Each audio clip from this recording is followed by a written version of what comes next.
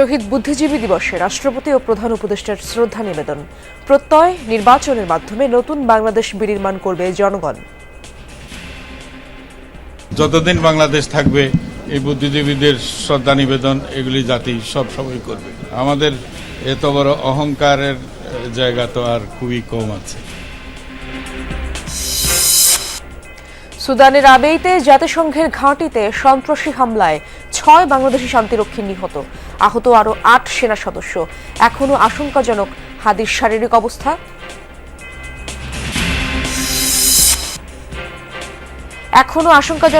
শারীরিক অবস্থা। প্রার্থীর ওপর হামলার ঘটনায় ফায়দা লোটার চেষ্টা করছে অনেকে, মন্তব্য তারেক রহমানের। আমরা যদি নিজেরা ঐক্যবদ্ধ না হই সহকর্মীবৃন্দ, এই দেশ ধ্বংস হয়ে যাবে। দীর্ঘ ৩ দশক পর দিনাজপুর ৬ আসনে বিএনপির একক প্রার্থী ডক্টর জাহিদ নির্বাচিত হলে পাল্টাবে অবহেলিত জনপদের ভাগ্য, আশা স্থানীয় নেতাকর্মীদের। যুক্তরাষ্ট্রের পর ইউরোপের বাজারেও বাংলাদেশি পণ্য রপ্তানি নিয়ে দুশ্চিন্তা। সরকারের নানা নীতির বেড়াজালে কমেছে পোশাক খাতের প্রবৃদ্ধি।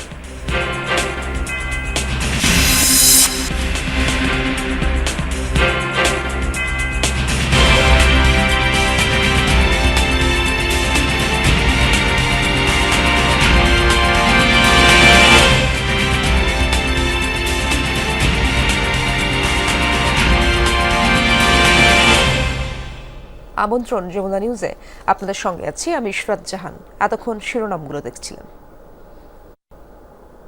শহীদ বুদ্ধিজীবী দিবসে রাষ্ট্রপতি এবং প্রধান উপদেষ্টার শ্রদ্ধা নিবেদনের পর সর্বসাধারণের জন্য উন্মুক্ত করা হয়েছে শহীদ বুদ্ধিজীবী স্মৃতিসৌধ। সেখানে রয়েছেন আমার সহকর্মী ফয়সাল মাহমুদ, সরাসরি যুক্ত হচ্ছি তার সাথে। ফয়সাল, এই মুহূর্তে স্মৃতিসৌধে কারা শ্রদ্ধা জানাচ্ছেন জানাবেন, এবং সবার অভিব্যক্তি জানতে চাই, কি বলছেন তারা? ইশরাত, আপনি জানেন যে শহীদ বুদ্ধিজীবী দিবসের প্রথম প্রহরে বাংলাদেশের রাষ্ট্রপতি জনাব মোহাম্মদ শাহাবুদ্দিন তিনি পুষ্পস্তবক অর্পণের মধ্য দিয়ে শহীদ জাতির বীর সন্তানদের প্রতি শ্রদ্ধা নিবেদন করেছেন। এরপর পরেই অন্তর্বর্তী সরকারের প্রধান উপদেষ্টা ডক্টর মোহাম্মদ ইউনূস পুষ্পস্তবক অর্পণের মধ্য দিয়েই তিনিও জাতির শ্রেষ্ঠ সন্তানদের প্রতি শ্রদ্ধা নিবেদন করেছেন। এরপর পরই মূলত বিশিষ্ট ব্যক্তিবর্গ, রাষ্ট্রীয় গুরুত্বপূর্ণ ব্যক্তিদের পরপরই মূলত সাধারণ মানুষের জন্য উন্মুক্ত করে দেওয়া হয়েছে সমাধিস্থল। সেখানে আপনারা দেখতে পাচ্ছেন এই মুহূর্তে সাধারণ মানুষ, বিভিন্ন বিশ্ববিদ্যালয়ের শিক্ষার্থীরা, সাধারণ জনতা, বিভিন্ন রাজনৈতিক দল, সামাজিক সংগঠনের পক্ষ থেকে বিভিন্ন ব্যানারেই কিন্তু দেশের আপামর জনতায় তারা আসছেন শহীদ বেদিতে শহীদদের প্রতি, জাতির শ্রেষ্ঠ সন্তানদের প্রতি শ্রদ্ধা জানাতে। আপনি জানেন যে 1971 সালের ঠিক বাঙালি জাতির বিজয়ের ঠিক আগ মুহূর্তেই জাতির শ্রেষ্ঠ সন্তানদেরকে একেবারে পরিকল্পিতভাবে বাংলাদেশের যে সকল শ্রেষ্ঠ সন্তানরা রয়েছেন, ডাক্তার, চিকিৎসক, লেখক, সাহিত্যিক, তাদেরকে পরিকল্পিতভাবে পাকিস্তানি হানাদার বাহিনী এবং এদেশীয় দোসররা মিলে তাদেরকে তুলে নিয়ে পরবর্তীতে তাদেরকে নির্মমভাবে তাদেরকে হত্যা করে বধ্যভূমিতে ফেলে রেখেছিল। তো সেই দিনটিকেই স্মরণ করার জন্য, জাতির সেই বীর শ্রেষ্ঠ সন্তানদেরকে স্মরণ করার জন্যই প্রতি বছর দেশের পুরো জাতি এই দিনটিকে শ্রদ্ধা ভরে স্মরণ করে। সে জায়গায় রাষ্ট্রীয়ভাবে আজকে আনুষ্ঠানিকতা শেষের পরপরই মূলত দেশের সাধারণ মানুষ, বিভিন্ন শ্রেণী পেশার মানুষ, বিভিন্ন রাজনৈতিক দল, সাংস্কৃতিক সংগঠন কিংবা বিভিন্ন বিশ্ববিদ্যালয়, স্কুল, কলেজের থেকেও আমরা দেখছি এখানে শিক্ষার্থীরা, বিভিন্ন সংগঠনের পক্ষ থেকে ব্যক্তিরা ফুলের পুষ্পস্তবক নিয়ে তারা শহীদ বেদিতে এসেছেন এবং সেখানে শহীদদের প্রতি তাদের যে শ্রদ্ধা, তাদের যে ভালোবাসা সেটি প্রকাশ করছেন। এর পাশাপাশি তারা একটি কথাই বলছেন যে শহীদদের যে আকাঙ্ক্ষার বাংলাদেশ, যে সুশাসনের বাংলাদেশ, যে ন্যায় বিচারের বাংলাদেশ, যে নতুন বাংলাদেশের স্বপ্ন তারা দেখেছিলেন, সেটি যাতে পূরণ হয়, সেটি পূরণেই মধ্য দিয়ে তাদের প্রতি পূর্ণাঙ্গ যে শ্রদ্ধা সেটি মূলত জানানো হবে। তো তারা বলছেন যে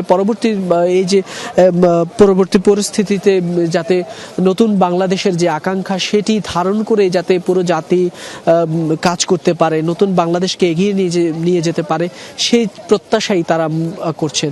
তারপরে এই মুহূর্তে দেখতে পাচ্ছেন মিরপুরের যে বুদ্ধিজীবী স্মৃতিসৌধ রয়েছে সেখানে সকাল থেকেই মূলত সাধারণ মানুষের জন্য উন্মুক্ত করে দেওয়ার পর থেকেই আমরা দেখছি বিভিন্ন ব্যানারে, বিভিন্ন সাইনবোর্ডের মাধ্যমে বিভিন্ন রাজনৈতিক, সামাজিক কিংবা শিক্ষা প্রতিষ্ঠান, বিভিন্ন সংগঠনের পক্ষ থেকে ফুলের ডালা নিয়ে সকলেই দীপ্ত পায়ে হেঁটে শহীদ বুদ্ধিজীবীদের প্রতি শ্রদ্ধা জানাতে এসেছেন। সকলেই এখানে স্মৃতিসৌধে এসে তার পুষ্পস্তবক অর্পণের মধ্য দিয়ে জাতির শ্রেষ্ঠ সন্তানদেরকে স্মরণ করছেন। আমরা দেখতে পাচ্ছি সময় যত গড়াচ্ছে ততই কিন্তু সেই ভিড়, মানুষের যেই আগমন, শহীদদের প্রতি যে শ্রদ্ধা জানানোর জন্য যে ব্যাকুলতা সেটি কিন্তু বাড়ছে। আমরা পুরো প্রাঙ্গণে বাংলাদেশের যে লাল সবুজের পতাকা সেটি দেখতে পাচ্ছি, প্রত্যেকের মাথায় কিংবা কারো হাতে লাল সবুজের পতাকা তারা বহন করছে। এর পাশাপাশি যদি বলি উল্লেখযোগ্য একটি দৃশ্য যদি বলি, সেখানে আমরা দেখছি শিশুদেরকে নিয়ে অনেক অভিভাবক সে প্রাঙ্গণে এসেছেন। প্রত্যেকটি শিশুর হাতেই আমরা দেখছি বাংলাদেশের লাল সবুজের পতাকা তারা বহন করছেন। অনেক বাবাই সন্তানদেরকে নিয়ে এসেছেন। মুক্তিযুদ্ধের সেই ইতিহাস, 14 ডিসেম্বরের সেই ইতিহাস তারা তাদের সন্তানদেরকে নতুন করে জানানোর চেষ্টা করছেন। তো সেই দিকটায় যদি বলি, আসলে সকলেই সেই ইতিহাসটাকে ধারণ করে, তাদের যে মূল চেতনা সেটিকে ধারণ করেই নতুন বাংলাদেশের আগামীর পথ চলাকে তারা সুসংহত করতে চান। আপনারা এই মুহূর্তে দেখতে পাচ্ছেন আরো একটি সংগঠনের পক্ষ থেকে, আরো একটি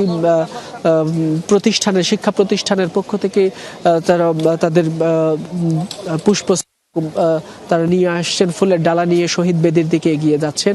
এরকম আমরা দেখছি ঢাকা বিশ্ববিদ্যালয়, জগন্নাথ বিশ্ববিদ্যালয় সহ ঢাকা বিশ্ববিদ্যালয়ের কুয়েত মৈত্রী হল সহ বিভিন্ন হলের পক্ষ থেকে শিক্ষার্থীরা, স্কুল কলেজের শিক্ষার্থীরা তারা শহীদ বেদিতে আসছেন, শহীদদের প্রতি শ্রদ্ধা জানাচ্ছেন এবং শহীদদের জাতির যে শ্রেষ্ঠ সন্তান রয়েছেন তাদের জন্য কিন্তু তাদের প্রতি শ্রদ্ধা জানাতেই কিন্তু সাধারণ মানুষ তারা ছুটে আসছেন মিরপুরের এই বুদ্ধিজীবী স্মৃতিসৌধে। সেখানেই মূলত তারা এসে তাদের প্রত্যাশার নতুন বাংলাদেশের কথা বলছেন, জানান দিচ্ছেন 1971 সালের শহীদ বুদ্ধিজীবীরা। তো আজকের এই দিনে তাদের এটুকুই চাওয়া যে বুদ্ধিজীবীদের সে আকাঙ্ক্ষার বাংলাদেশ যাতে নির্মাণ করা যায়, কিংবা তাদের সেই আকাঙ্ক্ষা যাতে বাস্তবায়ন হয়, সেই লক্ষ্যে যাতে আগামীর নেতৃত্ব চলে, এতটুকুই তাদের প্রত্যাশা। তো এখান থেকে এই ছিল সর্বশেষ ইশরাত। ফয়সাল, অনেক ধন্যবাদ আপনাকে। আপনি জানাচ্ছিলেন সেখানে খবর। দর্শক দেখতে পাচ্ছি মিরপুর শহীদ বুদ্ধিজীবী স্মৃতিসৌধে থেকে যুক্ত আছেন আমার সহকর্মী রাসেল আহমেদ আমার সাথে। রাসেল, জানাবেন কারা শ্রদ্ধা জানাচ্ছেন এবার স্মৃতিসৌধে, এবং সামনে নির্বাচন এবং পরিবর্তিত পরিস্থিতি নিয়ে তাদের বক্তব্য কি, নতুন প্রজন্ম কি বলছে? ইশরাত, সহকর্মী ফয়সাল আসলে অনেকটাই জানাচ্ছিলেন এখানকার পরিস্থিতি, এবং এরপরে যদি বলি, আসলে আমরা দেখতেই পাচ্ছেন আমার পেছনে যে ব্যানারগুলো দেখা যাচ্ছে বিভিন্ন বিশ্ববিদ্যালয়ের, এটি সামনে এই মুহূর্তে রয়েছে উন্মুক্ত বিশ্ববিদ্যালয়, এর পেছনে রয়েছে ঢাকা কমার্স কলেজের ব্যানার নিয়ে দাঁড়ানো অপেক্ষায় শিক্ষক এবং শিক্ষার্থীদের সমন্বয়, এবং এর পেছনে আরও বিভিন্ন শিক্ষা প্রতিষ্ঠানে রয়েছে, এমনকি এর আগে ঢাকা বিশ্ববিদ্যালয়ের বিভিন্ন হলের পক্ষ থেকেও শ্রদ্ধা জানানো হয়েছিল। যদি রাজনৈতিক দলের কথা আপনি বলেন, আমরা এখন পর্যন্ত দেখেছি ছাত্র দলের একটি ব্যানার এখানে এসে ব্যানার সহ তাদের কয়েকজন নেতাকর্মী তারা পুষ্পস্তবক অর্পণ করেছেন, এবং এর বাইরেও বিএনপির কয়েকটি অঙ্গ সংগঠনের পক্ষ থেকেও আমরা কয়েকজনকে দেখেছি। যদি বলতে হয় যে মুক্তিযোদ্ধাদেরও কয়েকজনকে আমরা শ্রদ্ধা নিবেদন করতে দেখেছি। এবং আপনি যেটি জানতে চাইছিলেন বিশেষ করে নির্বাচন প্রসঙ্গে, স্বাভাবিকভাবেই সেটি শুধুমাত্র রাজনৈতিক দল নয়, সব শ্রেণী পেশার মানুষের কাছেই আসলে নির্বাচনের একটি আগ্রহ রয়েছে, যেহেতু গণতান্ত্রিক বাংলাদেশ এবং গণতন্ত্রের পথেই ফিরে যেতে হবে, এবং সেটি নির্বাচনের মাধ্যমেই সম্ভব। ফলে একটি সুষ্ঠু, অবাধ এবং নিরপেক্ষ নির্বাচনের প্রত্যাশা সবার রয়েছে। সেটি নিয়ে তারা সবাই সেই আশাটি করেন, কারণ যেই যুদ্ধটি হয়েছিল ৭১-এ তার উদ্দেশ্য আসলে ছিল যে নির্বাচনের ফলে যে গণতান্ত্রিক একটি সরকার গঠিত হওয়া সেটি হতে না দেওয়ার কারণেই যে যুদ্ধ হয়েছিল এবং যার ফলশ্রুতিতে আজকের এই স্বাধীন বাংলাদেশ। ফলে এই বাংলাদেশের শুরু থেকেই যেহেতু গণতন্ত্রকামী মানুষ সবসময় স্বাধীনভাবে তারা বাঁচতে চান, গণতন্ত্র নিয়ে বাঁচতে চান, ফলে সেই মানুষদের কাছে গণতন্ত্রের মূল্য একটু ভিন্ন। এবং আজকের এই বুদ্ধিজীবী যে শহীদ বুদ্ধিজীবী দিবসে সেটি আরও একবার তাদেরকে আসলে মনে জানান দেয়, কারণ এই বুদ্ধিজীবীদেরকে হত্যা করা হয়েছিল এদেশীয় আলবদরদের সহায়তায়। যারা পাকিস্তানি রয়েছেন তারা এই বাংলাদেশকে ধ্বংস করার জন্যই আসলে, কারণ যুদ্ধের একেবারে শেষ সময়টাতে এই মানুষদেরকে হত্যা করা হয়েছে। শুধুমাত্র এইখানে নয়, দেশের বিভিন্ন জায়গায়, রায়ের বাজার সহ দেশের বিভিন্ন জায়গায়, যদিও এই জায়গাটিকেই বিশেষভাবে গুরুত্ব দেওয়া হয় বা ঢাকা কেন্দ্রিক জায়গাগুলোকে, কিন্তু ঢাকার বাইরেও বিভিন্ন জায়গায়, বিভিন্ন পদ্মার চরেও বুদ্ধিজীবীদের মরদেহ পাওয়া গেছে বিভিন্ন সময়। ফলে বিভিন্ন জায়গায় এই হত্যাকাণ্ডের ঘটনা ঘটেছে এবং সেই সব মানুষদেরকে স্মরণ করে যারা একটি স্বনির্ভর বাংলাদেশ গড়তে পারতেন, যারা সে স্বনির্ভর বাংলাদেশটি চেয়েছিলেন, সেই সব মানুষকে স্মরণ করে এখানে যারা যুক্ত হয়েছেন সেই সব মানুষও চান একটি সুশাসনের বাংলাদেশ গড়ে উঠুক, একটি গণতান্ত্রিক বাংলাদেশ গড়ে উঠুক, সব মানুষ যেন দলমত নির্বিশেষে ভোট কেন্দ্রে গিয়ে স্বাধীনভাবে তার নিজের মতামতটি প্রকাশ করতে পারে, সেই প্রত্যাশাটি রয়েছে। যেন কেউ বাধা না দেয়, কারো ভোট যেন কেউ কেড়ে নিতে না পারে, সবগুলো বিষয় তারা আসলে চান। মানুষ দিন শেষে আসলে তার অধিকারটি প্রয়োগ করেন কেবলমাত্র ভোটের মাধ্যমেই। সেই কারণেই ভোটের যে একটি আলাদা আবেগ, একটি আলাদা মায়া, সেটি এই দেশের মানুষের সবচেয়ে বেশি, এবং সে কারণেই তারা তাদের সেই গণতান্ত্রিক অধিকারে যেন কেউ বাধা দিতে না পারে সেটিও তারা প্রত্যাশা করছেন। এখন পর্যন্ত যেটি বলছিলাম যে সাধারণ মানুষ এবং বিভিন্ন শিক্ষা প্রতিষ্ঠানের পক্ষ থেকে শ্রদ্ধা জানানো হচ্ছে। সময়ের সাথে সাথে, অর্থাৎ প্রধান উপদেষ্টা এবং রাষ্ট্রপতি যাওয়ার পরে ধাপে ধাপে একটু বাড়ছে, তবে তুলনামূলকভাবে ভিড় বেশ খানিকটা কম এখন পর্যন্ত আমার কাছে মনে হয়েছে। অনেক ধন্যবাদ আপনাকে রাসেল।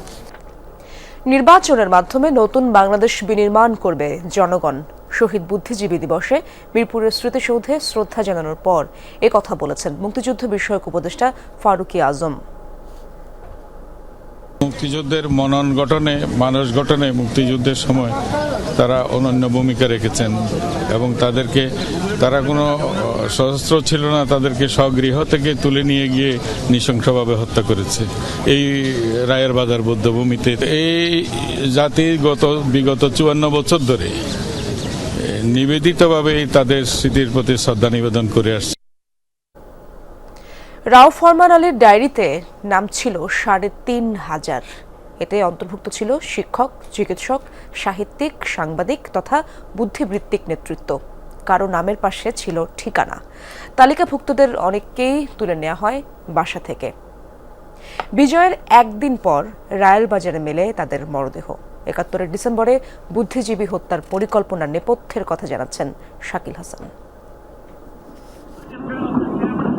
বিজয়ের কয়েকদিন পর গভর্নর হাউস থেকে উদ্ধার করা হয় বেশ কিছু নথি। সেখানেই পাওয়া যায় গভর্নরের উপদেষ্টা রাও ফরমান আলীর ডায়েরি।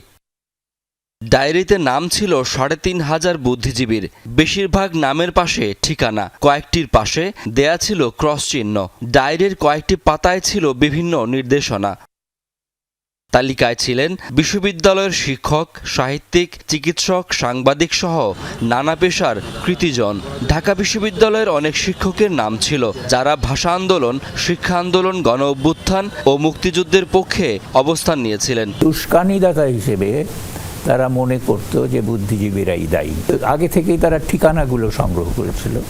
তো যাদের যাদের ঠিকানা পেয়েছে তাদেরকে বাসা থেকে ধরে, কারফিউ ছিল, তার মধ্যে বাসা থেকে ধরে নিয়ে গিয়ে তাদের হত্যা করেছে।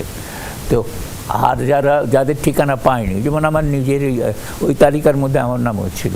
৭১ সালের এই আলবদর বাহিনী খুনের দায়িত্ব নিয়েছিল। তাদের প্রতিহিংসা হচ্ছে যে তারা এই বুদ্ধিজীবীদেরকে হত্যা করবে, কেননা এরা রাষ্ট্রের শত্রু। ডিসেম্বরের দ্বিতীয় সপ্তাহে কারফিউর মধ্যে ঢাকার রাস্তায় চলতে দেখা যায় সাদা মাইক্রোবাস। তখন বুঝতে না পারলেও পরে স্পষ্ট হয় এই মাইক্রোবাসেই বাসা থেকে তুলে নেওয়া হয়েছিল বুদ্ধিজীবীদের। অপারেশন সার্চলাইটের শুরুতেই বুদ্ধিজীবীদের এক দফা হত্যা করা হয়। যুদ্ধের পুরো সময়টাই বুদ্ধিজীবীদের উপরে চলছিল গোয়েন্দা নজরদারি। এ সময় তাদের কাউকে কাউকে গ্রেফতার করে কারাগারে পাঠায় পাকিস্তানি হানাদাররা। পরাজয় নিশ্চিত বুঝতে পেরে ডিসেম্বরের দ্বিতীয় সপ্তাহে বুদ্ধিজীবীদের তালিকা ধরে বাড়ি থেকে তুলে এনে হত্যা করা হয়।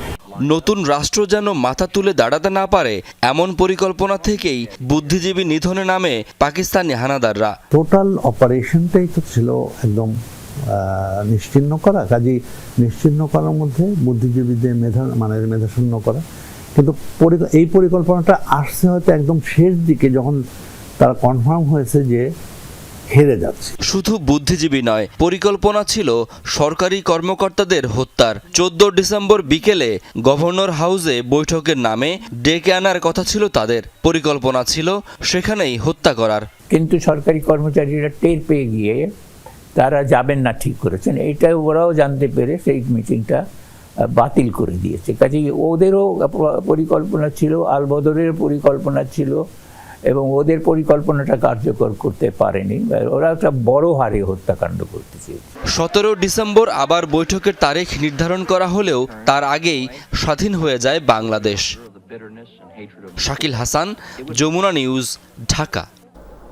সুদানের রাবেইতে জাতিসংঘের ঘাঁটিতে সন্ত্রাসী হামলায় শান্তিরক্ষী মিশনে দায়িত্বরত বাংলাদেশ সেনাবাহিনীর 6 সদস্য নিহত হয়েছেন, আরও 8 সেনা সদস্য আহত হয়েছেন। শনিবার রাতে আন্তঃবাহিনী জনসংযোগ পরিদপ্তরের এক বিজ্ঞপ্তিতে এই তথ্য জানানো হয়। সন্ত্রাসীদের সঙ্গে শান্তিরক্ষীদের যুদ্ধ এখনও চলমান রয়েছে। মূলত সামরিক বাহিনী ও আধা সামরিক বাহিনী RSF এর সংঘাতে গৃহযুদ্ধে জর্জরিত সুদান। রাজধানী খার্তুম, দারফুর সহ বিভিন্ন শহরে হচ্ছে দুপক্ষের রক্তক্ষয়ী লড়াই। আবেই শহরেও রয়েছে RSF এর উপস্থিতি। এর আগে 2003 সালের ডিসেম্বরে পশ্চিম আফ্রিকার দেশ বেনিনের সর্বাধিক মর্মান্তিক বিমান দুর্ঘটনায় শান্তিরক্ষী মিশনের 13 বাংলাদেশি নিহত হয়। 2005 সালে কঙ্গোতে গুলি করে হত্যা করা হয় 9 বাংলাদেশি সেনা সদস্যকে। ওসমান হাদির মস্তিষ্ক মারাত্মকভাবে ক্ষতিগ্রস্ত। অস্ত্রোপচার শেষে তাকে কনজারভেটিভ ম্যানেজমেন্টে রাখা হয়েছে। প্রয়োজন অনুযায়ী সাপোর্ট দেওয়া হবে বলে জানিয়েছে এভারকেয়ারের 13 সদস্যের মেডিকেল বোর্ড। এক বিবৃতিতে বোর্ড জানায় হাদির ফুসফুসে আঘাত রয়েছে। এখন তিনি ভেন্টিলেটর সাপোর্টে রয়েছেন। অবস্থা অত্যন্ত আশঙ্কাজনক। শনিবার হাদির খোঁজ নিতে যাওয়া রাজনৈতিক নেতারা দেশবাসীর কাছে তার জন্য দোয়া চেয়েছেন। মাথায় গুলিবিদ্ধ ওসমান হাদি প্রথম দফা অস্ত্রোপচারের পর জীবন মৃত্যুর সন্ধিক্ষণে এভারকেয়ার হাসপাতালে নিবিড় পর্যবেক্ষণে।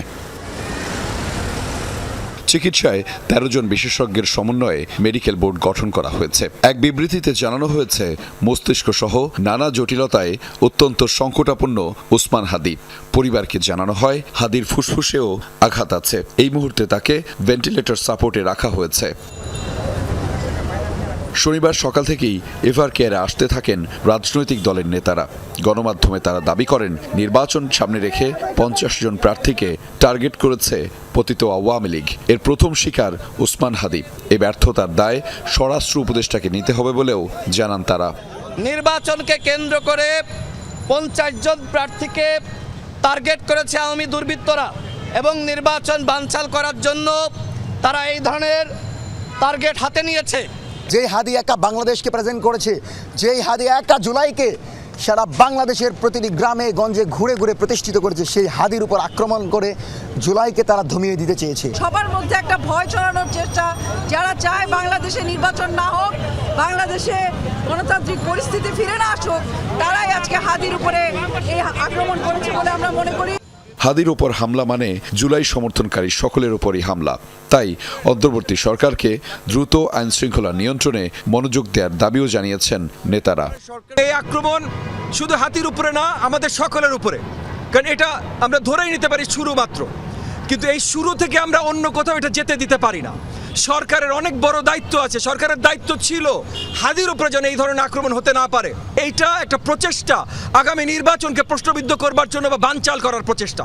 এই প্রচেষ্টা করে কারা লাভবান হতে পারে, তাহলে তারাই এটার সাথে সম্পৃক্ত। তো এই ক্ষমতার হালুয়া রুটির ভাগ বাটোয়ারা নিয়ে যদি আপনারা ব্যস্ত থাকেন এবং জুলাইয়ের ঐক্য নষ্ট করে যদি দেশে বিভাজন সৃষ্টি করেন, এই দেশে কিন্তু কেউ নিরাপদ হবে না। কাজে ওই ফেসিবাদী শক্তির প্রশ্নে আমরা যেন আপোষহীন থাকি, আমরা যেন ঐক্যবদ্ধ থাকি।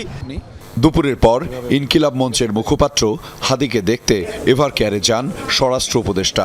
চিকিৎসকদের তিনি হাদির সুচিকিৎসা নিশ্চিতে জোর দেন। এদিকে এখনও হাদির গুলিবিদ্ধের ঘটনায় পরিবার বা কোনো পক্ষের মামলা দায়ের হয়নি। আহমেদ রেজা, যমুনা নিউজ, ঢাকা।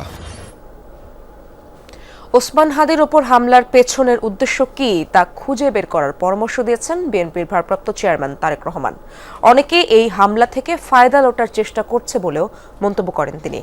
দেশ গড়ার পরিকল্পনা অনুষ্ঠানে লন্ডন থেকে যুক্ত হয়ে কথা বলেন বিএনপির ভারপ্রাপ্ত চেয়ারম্যান তারেক রহমান। আরও বলেন, নিজেদের মধ্যে মতপার্থক্য না কমালে তা দেশের জন্য ভালো ফল বয়ে আনবে না। ক্ষমতায় গেলে বিদেশে দক্ষ কর্মী পাঠানোর ব্যবস্থা করা হবে বলেও জানান তিনি। আমাদের মূল লক্ষ্য এমন একটি অর্থনৈতিক ব্যবস্থা তৈরি করা। রাজধানীর খামারবাড়িতে বিএনপির দেশ গড়ার পরিকল্পনা অনুষ্ঠান। এতে প্রধান অতিথি হিসেবে লন্ডন থেকে ভার্চুয়ালি যুক্ত হন দলের ভারপ্রাপ্ত চেয়ারম্যান তারেক রহমান। অনুষ্ঠানে বিএনপির নানা পরিকল্পনা তুলে ধরেন তারেক রহমান। জানান, ক্ষমতায় গেলে দক্ষ জনশক্তি রপ্তানি বাড়ানো হবে। এজন্য শ্রমিক পাঠানোর আগে তাদেরকে দক্ষ করে গড়ে তোলা হবে। এছাড়া কৃষি কার্ড, ফ্যামিলি কার্ড এবং সবার জন্য স্বাস্থ্যসেবা নিশ্চিতের কথাও জানান Tarique Rahman. Health carer appoint করব। শহীদ জিয়ার সময় পল্লী চিকিৎসক একটা ভেরি পপুলার একটা মানুষ ছিল, এক গ্রুপ নাম্বার অফ পিপল ছিল। এরা গ্রামে ঘরে ঘরে ঘরে ঘরে প্রত্যেকটা মানুষের কাছে যাবে। প্রত্যেকটা মানুষের কাছে তারা গিয়ে মা বোনদের কাছে যাবে, তাদেরকে বলবে, ভাই এই জিনিস আপনি খেন না, তাহলে হার্টের প্রবলেম কম হবে। এই জিনিস খেন না, ডায়াবেটিস কম হবে। এই জিনিস খেন না, কিডনির প্রবলেম কম হবে। এরকম ভাবে তাদেরকে বুঝাবে এবং ছোটখাটো অসুখ যেটা ঘরে বসে সেরে দেওয়া যায় সেই চিকিৎসা ব্যবস্থা আমরা তাদেরকে শিখাবো। সেই ওষুধপত্র পর্যন্ত আমরা তাদেরকে দিব। ইনকিলাব মঞ্চের আহ্বায়ক ওসমান হাদির উপর হামলা নিয়েও কথা বলেন তারেক রহমান। গতকাল অত্যন্ত দুর্ভাগ্যজনক একটি ঘটনা ঘটিয়েছে যে কোনো একটি মহল। তার কিছুদিন আগে আমরা দেখেছি চট্টগ্রামে আমাদের একজন প্রার্থীর উপরে একই রকম ঘটনা ঘটেছে। এই ঘটনাগুলা দিয়ে কেউ কোনো ফায়দা লোটার অবশ্যই তো চেষ্টা করছে, তাই মনে হয় না আপনাদের? তাই তো অবশ্যই ফায়দা লোটার চেষ্টা করছে। বিএনপির ভারপ্রাপ্ত চেয়ারম্যান বলেন, নির্বাচন নিয়ে ষড়যন্ত্র থেমে নেই। এই ষড়যন্ত্র আরও ভয়ঙ্কর হতে পারে। নিজেদের মধ্যে একতা না থাকলে তার সুযোগ নেবে ফ্যাসিস্টরা। আমরা যদি নিজেদের মধ্যে মতপার্থক্য কমিয়ে নিয়ে না আসি, আমরা যদি নিজেরা ঐক্যবদ্ধ না হই, সহকর্মীবৃন্দ, এই দেশ ধ্বংস হয়ে যাবে। যখনই দেশ সংকটে পড়েছে এবং জনগণ বিএনপির কাঁধে দায়িত্ব দিয়েছে, বিএনপি সর্বোচ্চ দিয়ে চেষ্টা করেছে জনগণের সেই প্রত্যাশা পূরণের জন্য। কি পেলাম তা না ভেবে দেশ ও জাতির জন্য রাজনীতি করতে নেতাকর্মীদের পরামর্শ দেন তারেক রহমান। বিএনপি সেই পরিকল্পনায় নিতে চায়। হাসান মিসবাহ, যমুনা নিউজ, ঢাকা। প্রধান নির্বাচন কমিশনার, 4 কমিশনার এবং ইসি সচিব বিশেষ নিরাপত্তা চেয়ে আবেদন করেছেন। এছাড়া ঢাকা, চট্টগ্রাম ও খুলনার আঞ্চলিক নির্বাচন কর্মকর্তা ও রিটার্নিং অফিসারদের গানম্যান প্রদান এবং দেশের সব নির্বাচন অফিসে নিরাপত্তা জোরদারের নির্দেশ দিয়েছে নির্বাচন কমিশন। শনিবার নির্বাচন পরিচালনা শাখা থেকে আইজিপি সহ সংশ্লিষ্টদের কাছে এ সংক্রান্ত চিঠি পাঠানো হয়েছে। ইসির উপসচিব মোহাম্মদ মনির হোসেন স্বাক্ষরিত চিঠিতে বলা হয়েছে, গত 11 ডিসেম্বর ত্রয়োদশ জাতীয় সংসদ নির্বাচনের তফসিল ঘোষণা করা হয়েছে। এরপর দুর্বৃত্তরা লক্ষ্মীপুর জেলা নির্বাচন অফিস, পিরোজপুরের মঠবাড়িয়া নির্বাচন অফিসে অগ্নিসংযোগ করেছে। এই অবস্থায় প্রয়োজনীয় সংখ্যক পুলিশ মোতায়েনের অনুরোধ করা হয়। খুলনা নগরের জোড়া গেট এলাকায় আগ্নেয়াস্ত্র তৈরির কারখানার সন্ধান পেয়েছে পুলিশ। এ সময় কারখানা থেকে 30টির মতো অস্ত্র তৈরির যন্ত্রাংশ উদ্ধার করা হয়েছে।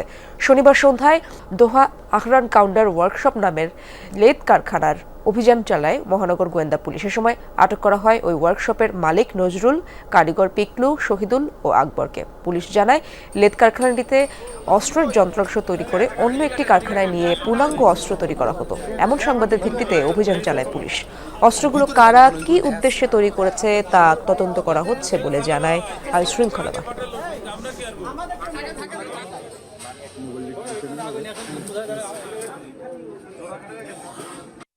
একজন মালিক আর দুজন হচ্ছে কারিগর। দুজন কারিগরি কিন্তু এক্সপার্ট। এখানে বিভিন্ন যন্ত্রাংশ উদ্ধার করা হয়েছে এবং যে যন্ত্রাংশগুলো যে ছাঁচের মধ্যে তৈরি করা হয় সেই ছাঁচগুলো আমরা উদ্ধার করেছি এবং যেখানে ফিনিশিং দেওয়া হয় সেখানেও আমরা চলছে। দীর্ঘ 3 দশকের অপেক্ষার অবসান ঘটিয়ে দিনাজপুর 6 আসনে একক প্রার্থী ঘোষণা করেছে বিএনপি। এবার আসনটিতে বিএনপির একক প্রার্থী দলের স্থায়ী কমিটির সদস্য ডক্টর এজএডএম জাহিদ হোসেন। চেয়ারপারসন বেগম খালেদা জিয়ার ব্যক্তিগত এই চিকিৎসকের হাতেই উঠেছে ধানের শীষ প্রতীক। দীর্ঘ প্রতীক্ষার পর এমন প্রার্থী পেয়ে উচ্ছ্বসিত স্থানীয় বিএনপি নেতাকর্মীরা। ভারত সীমান্তবর্তী হাকিমপুর, বিরামপুর, নবাবগঞ্জ ও ঘোড়াঘাট উপজেলা নিয়ে দিনাজপুর 6। স্বাধীনতার পর থেকে এই আসনে ধানের শীষের একক প্রার্থী দিতে পারেনি বিএনপি। এবারে নির্বাচনে বিএনপির স্থায়ী কমিটির সদস্য ও চেয়ারপারসন বেগম খালেদা জিয়ার ব্যক্তিগত চিকিৎসক ডাক্তার এজএডএম জাহিদ হোসেনকে ধানের শীষের একক প্রার্থী ঘোষণা করা হয়েছে। দীর্ঘ 30 বছর পর নিজ দলের একক প্রার্থী পেয়ে উচ্ছ্বসিত দলের নেতাকর্মীরা। বিগত 30 বছর ধরে আমরা কোনো প্রার্থী পাইনি, আমরা হাকিমপুরে আজকে ধানের শীষের প্রার্থী পেয়েছি, এই জন্য আমরা আনন্দিত। উনি যে আমাদের এখানে নির্বাচন করার জন্য ইচ্ছা পোষণ করেছেন এবং দল যে তাকে মনোনয়ন দিছে, এটা এই দিনাজপুর 6 আসন বাসীর জন্য একটা বিষয়ের একটা গৌরব। আমরা দল মত নির্বিশেষে সবাইকে সাথে করে নিয়ে ইনশাল্লাহ দিনাজপুর 6 আসনে আগামী নির্বাচন করব, ইনশাল্লাহ জয়যুক্ত হবে ইনশাল্লাহ। স্থানীয়রা বলছেন সীমান্তবর্তী হওয়ায় বরাবরই অবহেলিত রয়ে গেছে এই আসনটি। এখানে গড়ে ওঠেনি কোনো শিল্প কারখানা, রাস্তাঘাটের অবস্থাও নাজুক। দলের প্রভাবশালী নেতা হওয়ায় আশার আলো দেখছেন ভোটাররা। দীর্ঘ 47 বছর পর এই 4 থানা দিনাজপুর 6 আসন একটা ভালো যোগ্য শিক্ষিত একটা প্রার্থী পাইছে। বিএনপি প্রার্থী যদি এখানে আসে 6 নম্বরে, আপনার এলাকার উন্নয়ন মোটামুটি ভালোভাবে উন্নয়নটা হবে। ডক্টর জাহিদকে যদি আমরা ভোট দেই, সে আমাদের এলাকার উন্নয়ন করতে চাইছে বা করবে, এটা আমাদের আশা আছে। জয়ী হলে সীমান্তবর্তী এই অঞ্চলটির আর্থ-সামাজিক উন্নয়ন, রাস্তাঘাটের উন্নতি, শিক্ষা, স্বাস্থ্য সহ মানুষের অর্থনৈতিক উন্নয়নে কাজ করার প্রতিশ্রুতি দিয়েছেন প্রার্থী ডাক্তার জাহিদ হোসেন। এখানকার বেশিরভাগ মানুষ দারিদ্র সীমার নিচে আছে, তাদের দারিদ্রতা বিমোচন এবং দুবেলা পেট পুড়ে খেতে পারে এইটার ব্যবস্থা এবং এই ধরনের কর্মসংস্থানের ব্যবস্থা, এটা হলো নাম্বার 1 প্রায়োরিটি। দিনাজপুর 6 আসনে মোট ভোটার সংখ্যা 5,70,000। জারিন অর্নি, যমুনা নিউজ। ফরিদপুরে একটি সরকারি প্রাথমিক বিদ্যালয়ের ভবন দীর্ঘদিন ধরেই জরাজীর্ণ। সাম্প্রতিক ভূমিকম্পে বিভিন্ন স্থানে দেখা দিয়েছে ফাটল, এতে আতঙ্কে শিক্ষক শিক্ষার্থীরা। ভূমিকম্পের পর একটি কক্ষ বন্ধ রাখায় দেখা দিয়েছে শ্রেণীকক্ষ সংকটও। বিদ্যালয়টিতে নতুন একটি ভবন নির্মাণের দাবি দীর্ঘদিনের। ফরিদপুর শহরে গোয়ালচামট প্রাথমিক বিদ্যালয়ের যাত্রা শুরু হয় 1918 সালে। স্বাধীনতার পরপরই স্কুলটি জাতীয়করণ হয়। রঙের কারণে বাইরে থেকে বোঝা না গেলেও প্রায় 3 দশক আগে নির্মিত ভবনটি দীর্ঘদিন ধরেই জরাজীর্ণ। সাম্প্রতিক শক্তিশালী ভূমিকম্পে বিভিন্ন স্থানে দেখা দিয়েছে ফাটল। ভবনের বিভিন্ন কক্ষে খসে পড়ছে ছাদের পলেস্তারা। নতুন করে ফাটল দেখা দেয়ায় আতঙ্কে শিক্ষক শিক্ষার্থীরা। বিকল্প না থাকায় ঝুঁকি নিয়েই ভবনটিতে অব্যাহত রাখা হয় পাঠদান কার্যক্রম। একটি রুম বন্ধ রাখায় দেখা দিয়েছে শ্রেণীকক্ষ সংকট। ভূমিকম্পের পরে আমরা এই নিচের তলায় ক্লাস করি, এর উপরে তলায় মানে ভূমিকম্পের পর উপরে রুমটি বন্ধ করে দেওয়া হয়েছে। উপরে যে ছাদ আছে, ছাদ থেকে হালকা হালকা ফেটে গিয়েছে। এখন আমরা ওই ক্লাসে ক্লাস করতে ভয় পাচ্ছি। আমরা বাচ্চাদেরকে নিয়ে আতঙ্কে থাকি। আমাদের একটা শ্রেণী কক্ষে স্বল্পতার জন্য আমরা 2টো শ্রেণী কক্ষকে একসঙ্গে মিলে ক্লাস করি। ড্যাম হয়ে যাওয়ার কারণে হলো ওই যে বোর্ডে কারেন্টের যে বোর্ড সুইচ বোর্ড গুলো কারেন্ট হয়ে যায় থেকে। কক্ষ সংকটের কারণে মাঝে মধ্যেই মাঠেও ক্লাস নেওয়া হয়। জরাজীর্ণ ভবনের বিষয়টি ঊর্ধ্বতন কর্তৃপক্ষকে বারবার অবহিত করা হলেও দীর্ঘদিনেও মেলেনি সমাধান। কক্ষ সংখ্যা কম হওয়ার কারণে আমরা মাঝে মাঝেই শিক্ষার্থীদের মাঠে ক্লাস নিতে বাধ্য হই। যে উপজেলা শিক্ষা কর্মকর্তা, তিনিও বারবার আমার কাছ থেকে বিভিন্ন তথ্য নিয়েছেন এবং ঊর্ধ্বতন কর্তৃপক্ষের কাছে পাঠানো হয়েছে, কিন্তু এই পর্যন্ত আমার ভবনের ব্যাপারে কোনো রকমের সমাধান হয়নি। স্কুলটি পরিদর্শন করে ব্যবস্থা নেওয়ার আশ্বাস দিয়েছেন উপজেলা শিক্ষা কর্মকর্তা। যদি এই ধরনের কোনো সমস্যা থেকে থাকে তাহলে আমি সরজমিনে ওইটা দেখবো, দেখে যদি ওই বিদ্যালয়ে যদি ভূমিকম্পের কারণে কোনো ধরনের সমস্যা হয়ে থাকে, বিশেষ করে ওই শ্রেণীকক্ষে ফাটল বা কোনো সমস্যা হয়ে থাকে, সেগুলো দেখে আমি জরুরি পদক্ষেপ গ্রহণ করে ঊর্ধ্বতন কর্তৃপক্ষকে জানাবো। গোয়ালচামট সরকারি প্রাথমিক বিদ্যালয়ে 2 শাখায় শিক্ষার্থীর সংখ্যা 3 শতাধিক। সাইফ আহমেদ, যমুনা নিউজ। ময়মনসিংহে একটি 5তলা আবাসিক ভবন হেলে পড়েছে। স্থানীয়রা জানান, শনিবার রাতে নগরীর গোলকিবাড়ি বাইল্যান্ডের এই ভবনের নিচ তলায় ফাটল দেখা দেয়। পরে ভবনটি কিছুটা হেলে পড়লে বাসিন্দাদের মধ্যে আতঙ্ক ছড়িয়ে পড়ে। খবর পেয়ে পুলিশ ও ফায়ার সার্ভিস গিয়ে তাদের নিরাপদে সরিয়ে নেয়। বিচ্ছিন্ন করা হয় ভবনটির বৈদ্যুতিক সংযোগও। ভবন মালিকের স্বজন ও এলাকাবাসীর অভিযোগ, পাশে ডেভেলপার কোম্পানির বহুতল অট্টালিকার কাজের কারণেই হেলে পড়ে ভবনটি।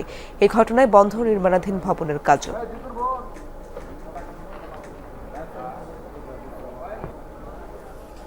রপ্তানি বাণিজ্যে তৈরি হয়েছে দুশ্চিন্তা। ইউরোপের দেশগুলোয় বাড়ছে চীন, ভারত সহ অন্যান্য দেশের আধিপত্য। ট্রাম্প ট্যারিফে বাড়ছে বৈশ্বিক প্রতিযোগিতাও। 20% বাড়তি শুল্ক দিয়ে যুক্তরাষ্ট্রে যাচ্ছে বাংলাদেশি পণ্য। সেক্ষেত্রে পণ্য আমদানি বাড়াতে বিভিন্ন দেশকে শর্ত দিয়েছে মার্কিন সরকার।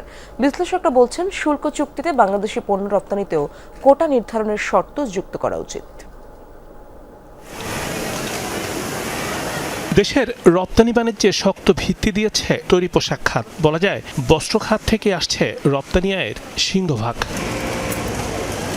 কিন্তু টানা কয়েক মাস ধরে কমছে পণ্য রপ্তানি। আগের বছরের একই সময়ের তুলনায় গেল নভেম্বরে পোশাক রপ্তানি কমেছে প্রায় 5%। অভ্যন্তরীণ এবং বৈশ্বিক নানা কারণে প্রতিযোগিতার সক্ষমতা হারাচ্ছে বাংলাদেশ। উদ্যোক্তারা বলছেন, সরকারের নানান নীতির বেড়াজালে পোশাক খাতে কমছে প্রবৃদ্ধি। দেশে এই শিল্প, কলকারখানা, ব্যবসা বাণিজ্য, অর্থনীতি কি হলো, কোথায় গেল, এটা সরকারের দেখার বিষয় না। সরকার বিদেশিদের কিভাবে তুষ্ট করবে সেইটা নিয়েই বেশি উদ্গ্রীব আমাদের কাছে মনে হচ্ছে। যেমন লেবার লর ইস্যুতে আইএলওকে কিভাবে তুষ্ট করা যায় সেটা নিয়ে তারা ব্যস্ত। ট্রাম্প ট্যারিফে বৈশ্বিক বাজারেও তৈরি হয়েছে নানামুখী চ্যালেঞ্জ। উচ্চ শুল্ক আরোপের কারণে যুক্তরাষ্ট্র থেকে মুখ ফিরিয়ে নিয়েছে অনেক দেশ। ইউরোপীয় ইউনিয়নভুক্ত দেশগুলোতে বেড়েছে চাপ, বড় হচ্ছে ভারত এবং চীনা পণ্যের বাজার।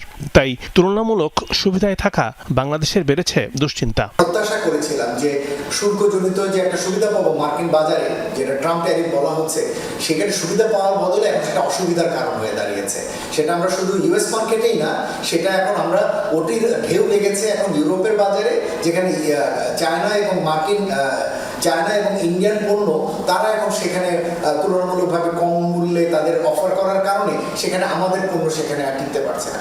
বাংলাদেশি পণ্য রপ্তানিতে 20% বাড়তি শুল্ক ধার্য করেছে মার্কিন সরকার। এজন্য বেশি দাম হওয়া সত্ত্বেও বোয়িং, সয়াবিন, গম সহ নানা পণ্য কিনতে শর্ত জুড়ে দিয়েছে যুক্তরাষ্ট্র। বিশ্লেষকরা বলছেন, দুই দেশের মধ্যে শুল্ক চুক্তিতে যুক্তরাষ্ট্রের মতোই বাংলাদেশি পণ্য নেবার ক্ষেত্রেও কোটা নির্ধারণ করে দেওয়া উচিত। যদি মার্কিন পণ্য আনার জন্য আমরা চুক্তিবদ্ধ হই, তাহলে মার্কিন বাজারেও আমাদের পণ্য যাতে তারা নেয় এবং আমাদের পণ্য যাতে রপ্তানি হয়, অর্থাৎ পূর্ববর্তী বছরের সমান প্রবৃদ্ধি যাতে বর্তমান বছরেও থাকে, এরকম ভাবে যাতে একটা কমিটমেন্ট বা চুক্তি তাদের সাথে হয়, যেটার আলোকে তাদের বায়াররা আমাদের দেশ থেকে নির্দিষ্ট পরিমাণ পণ্য নিতে বাধ্য থাকে। যুক্তরাষ্ট্রের সাথে বাণিজ্য চুক্তি স্বাক্ষর করা নিয়ে কাজ করছে বাংলাদেশ। রিমন রহমান, যমুনা নিউজ, ঢাকা। আবারও ম্যাস শুটিং হলো যুক্তরাষ্ট্রে। আততায়ীর হামলায় প্রাণ গেছে কমপক্ষে 2 জনের, গুরুতর আহত 8 জন। রোড আইল্যান্ডের ব্রাউন ইউনিভার্সিটিতে হয় এই ঘটনা। জানা যায়, শনিবার পরীক্ষা চলাকালে বিশ্ববিদ্যালয় প্রাঙ্গণে ঢুকে এলোপাতাড়ি গুলি চালানো শুরু করে এক বন্দুকধারী। কালো পোশাক ও মুখোশ পরিহিত ছিল হামলাকারী। এই ঘটনার প্রায় 1 ঘন্টা আগে বিশ্ববিদ্যালয়ের একটি গবেষণাগারের কাছে বন্দুকধারীর গতিবিধি টের পায় কর্তৃপক্ষ। শিক্ষার্থীদের সতর্ক করতে তৎক্ষণাৎ অফিসিয়াল ওয়েবসাইটে পোস্ট করে জরুরি বার্তা। যত দ্রুত সম্ভব নিরাপদ স্থানে সরে যাওয়ার নির্দেশনা দেওয়া হয় শিক্ষার্থীদের। গোলাগুলির পর পালিয়ে যায় বন্দুকধারী। তাকে খুঁজে বের করতে জোরালো অভিযান চালাচ্ছে পুলিশ।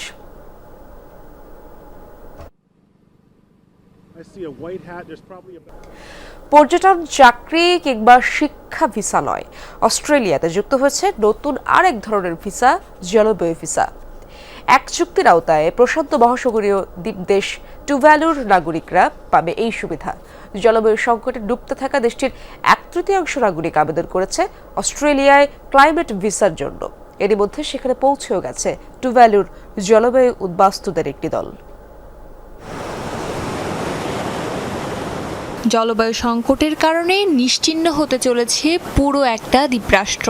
প্রথমবারের মতো জলবায়ু উদ্বাস্তু হিসাবে অন্য দেশে পাড়ি জমাচ্ছেন সেখানকার নাগরিকরা। অস্ট্রেলিয়া এবং হাওয়াইয়ের মাঝামাঝি প্রশান্ত মহাসাগরে ছড়িয়ে থাকা প্রবাল দ্বীপের দেশ টুভ্যালু। সমুদ্রপৃষ্ঠের উচ্চতা বাড়ার সাথে সাথে আয়তন কমছে দেশটির। জলবায়ু পরিবর্তনের কারণে বিশ্বের সবচেয়ে ঝুঁকিপূর্ণ দেশগুলোর একটি এই দ্বীপরাষ্ট্র। 2 বছর আগে টুভ্যালু এবং অস্ট্রেলিয়ার মধ্যে হওয়া এক চুক্তির আওতায় চালু হয় ক্লাইমেট ভিসা। এই ভিসার জন্য আবেদন করেছে 11,000 জনসংখ্যার দেশটির প্রায় 1/3 নাগরিক। প্রথম দফায় যারা অস্ট্রেলিয়ায় পৌঁছেছেন তাদের মধ্যে রয়েছে টুভ্যালুর প্রথম নারী ফর্কলিফট চালক, একজন দাঁতের ডাক্তার এবং একজন যাজক। বিদেশের মাটিতে থেকেও নিজ দেশের সহায়তা করার চেষ্টা করবে তারা। এরাই বিশ্বের প্রথম জলবায়ু শরণার্থী। আমি অস্ট্রেলিয়া থেকে যা নতুন কিছু শিখব তা সবসময় আমার নিজের দেশে গিয়ে প্রয়োগ করার চেষ্টা করব। এমনকি আমি যদি অস্থায়ীভাবে ফিরে আসি তবুও আমি এখানে স্বেচ্ছাসেবী কাজ করব তাদের সাহায্য করার জন্য। এই সুযোগের খবর শোনার পর আমি খুবই খুশি হয়েছি। এটি আমাকে আমার ভবিষ্যৎ এবং অস্ট্রেলিয়ায় বসবাস করে জীবনের উন্নতির জন্য নতুন পথ তৈরি করার সম্ভাবনা নিয়ে ভাবতে সাহায্য করছে। নাসার বিজ্ঞানীদের পূর্বাভাস 2050 সালের মধ্যে অর্ধেক ডুবে যেতে পারে টুভ্যালুর প্রধান দ্বীপের। এই দ্বীপেই বাস করেন দেশটির প্রায় 60% মানুষ। মাত্র 20 মিটার চওড়া জায়গায় কোনোভাবে টিকে আছে গ্রামগুলো, কিন্তু ভবিষ্যৎ প্রজন্মের জন্য সেখানে আর কোনো নিরাপদ আশ্রয় থাকবে কিনা তা নিয়ে রয়েছে সংশয়। টুভ্যালুর মানুষদের এই যাত্রায় প্রমাণ করে জলবায়ু পরিবর্তন আর কোনো ভবিষ্যৎ হুমকি নয়, বরং আজকের বাস্তবতা। অস্মিতা বিশ্বাস, যমুনা নিউজ। দর্শক, স্মৃতিসৌধের পর রায়েরবাজার বধ্যভূমিতে শ্রদ্ধা জানাচ্ছেন রাষ্ট্রপতি মোহাম্মদ শাহাবুদ্দিন। আমরা সরাসরি যাব সেখানে। দর্শক, সেখানে রয়েছেন আমার সহকর্মী সবুজ, তার কাছ থেকে তার সাথে যুক্ত হব। সবুজ, জানাবেন সেখানকার খবরাখবর কি দেখছেন সেখানে?